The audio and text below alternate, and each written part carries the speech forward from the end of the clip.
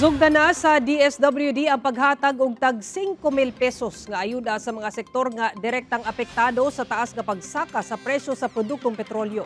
Atong sayro ng detalye niini sa live report ni Argil Relator. Argil.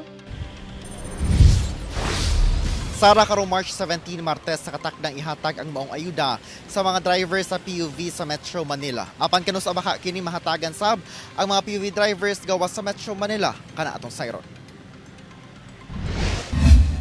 30 billion pesos ang initial earmark o giandam nga pondo sa posibleng multiple rounds sa tabang nga ihatag ngadto sa mga apektado sa padayong pagtaas sa presyo sa produktong petrolyo.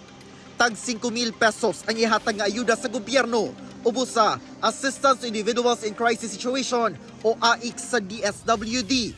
Unang makadawat karong Martes ang mga tricycle driver, dayon jeepney, TNVS ug mga bus driver sa Metro Manila. So iki-kick off lang natin sa Metro Manila pero sunod-sunod na ho yan, hindi na yan magtatagal.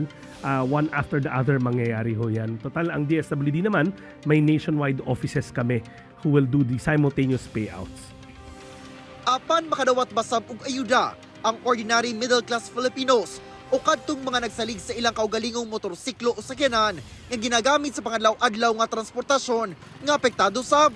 If you are facing crisis, kahit na ngayon, mismo sa opisina namin, kung merong mga iba't ibang krisis na pinagdadaanan, any single citizen can come to any DSWD office at tutulungan natin sila.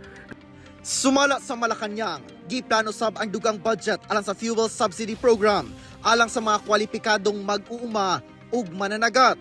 Sumala ni PPP Party List Representative Harold Duterte, maayong lakang ang paghatag og 3,000 pesos nga fuel assistance sa mga mananagat. Apan ang gikabalakan kay 15,000 ra ka mga mananagat o ubos sa 1% sa 2.7 milyon nga rehistradong mananagat sa tibuok nasod ang makadawat. Busa, nanawagan siya sa national government nga dugangan ang ihap sa mga mahatagan og fuel assistance ug patas-an sab ang kantidad niini. Sara human sa pagpatuman sa kick-off sa maong ayuda dito sa Metro Manila, ipatuman sab kini sa mga probinsya. Sara. Okay, daghang salamat Argil Relator.